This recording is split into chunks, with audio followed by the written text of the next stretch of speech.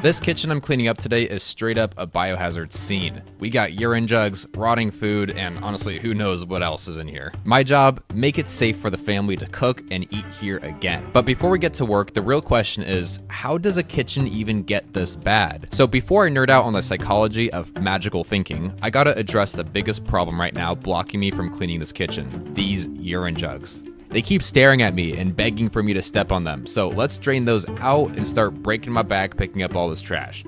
Really gotta work on my posture here, but whatever. Once I cleared out some elbow room, I got to take out my shovel, which really helped speed things along. Now, most of you guys watching this probably couldn't even imagine how anyone could live like this. But as I said in the last video, trauma will literally rewire our brains so that things like this are blocked out of our cognitive awareness. Additionally, OCD is a major factor at play here, believe it or not.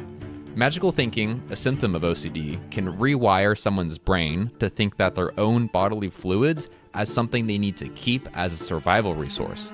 To a brain like this, throwing away urine feels like losing a piece of themselves. These bodily fluids are essentially a sacred life force and energy. And trust me, once you know this, you start looking at these urine jugs a little differently. But knowing the why doesn't make this job any easier.